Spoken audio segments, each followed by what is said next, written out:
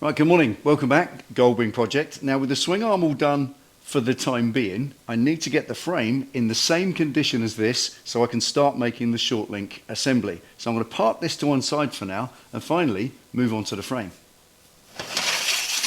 Right, the next step is to liberate the frame from the rest of the parts so I can send it away for blasting. And I won't want it with the engine in the way, and it's going to be a fair old task to lift that massive engine out. But before I do that, it's still standing on its front wheel. So today's task is to take the entire front end out and leave it hopefully just standing on two jacks, ready to liberate the frame. Let's get cracking.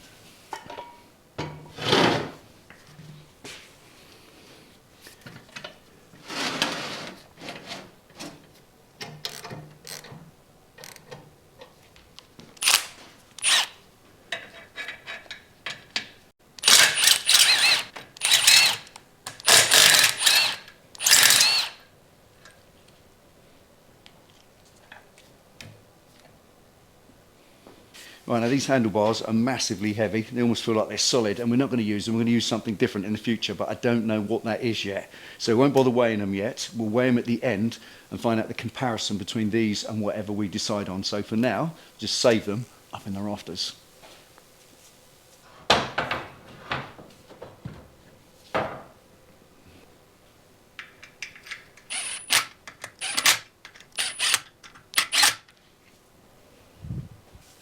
Now this little gizmo underneath here is your self-cancelling indicator mechanism. Yep, self-cancelling indicators in 1992.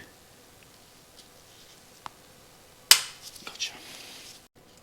And we won't be reusing it, so it can all come off and stay off. Oops.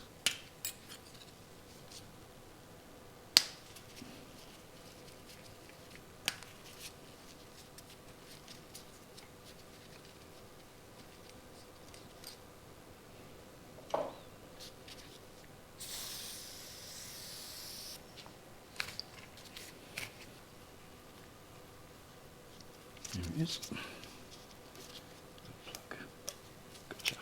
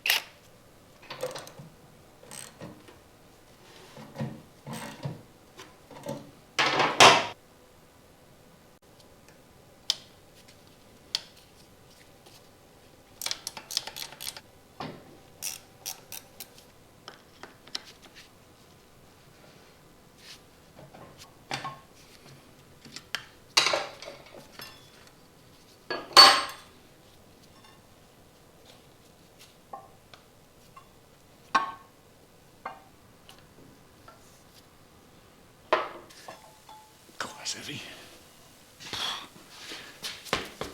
Oh, we should weigh that. I've picked up a lot of motorcycle wheels in my life, and that is one heavy front wheel. Just out of curiosity at this point, let's see what it weighs.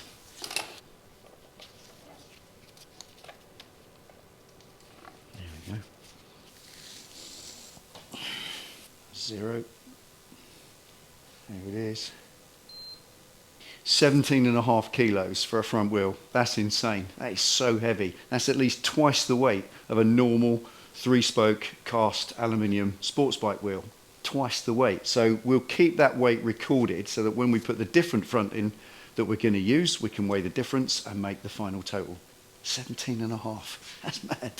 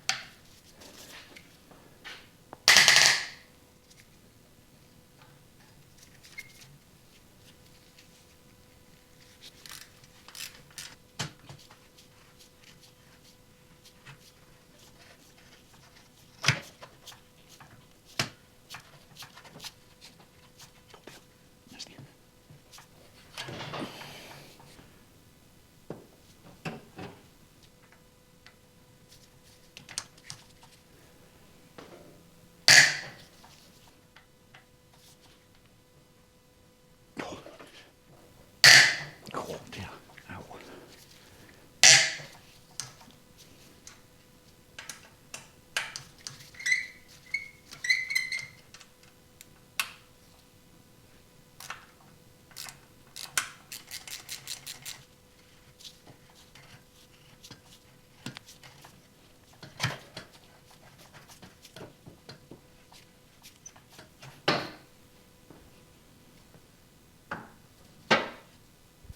What do you reckon? 30 mil? Let's see if I guessed right.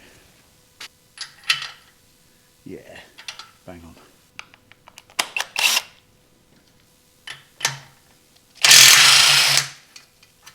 I should just lift off. There we are.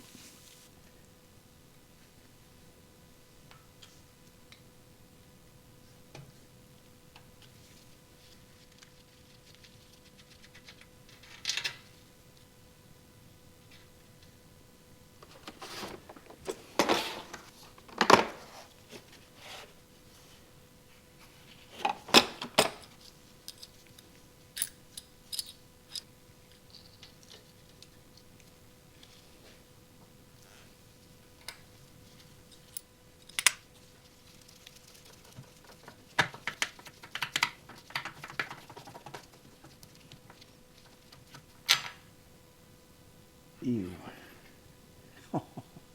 State of them. Let's have a look how bad they were or weren't. Oh, here we are.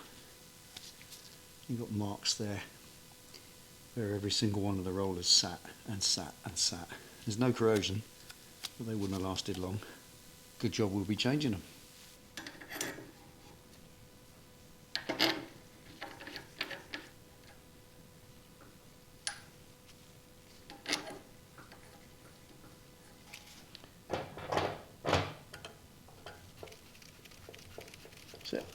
Right, last job today is to get this ignition switch off, and if you know these, they're bolted on with security bolts, and they kind of bolt on and then they snap off the head. So what's left is just a flange that holds it in place, but you can't get a tool on it to undo it.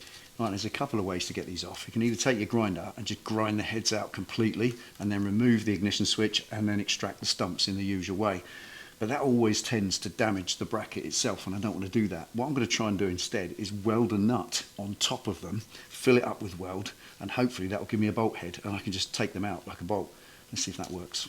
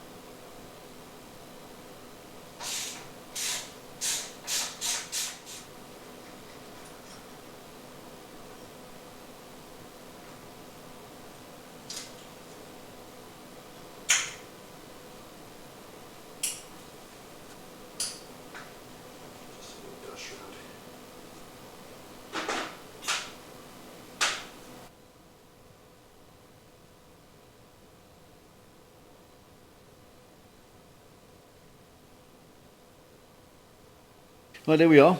My Goldwing is diminishing by the day. Look at it. It's going to end up nothing at all left on the lift, just a bolt. Anyway, it's scattered all over the entire garage. There's bits of this Goldwing in every single corner, and this place has never looked so cluttered. But there we are. We're down to one final task. So join us in the next video, and we'll take this mammoth engine out of the frame. And hopefully I won't drop it on my foot. I'll see you then.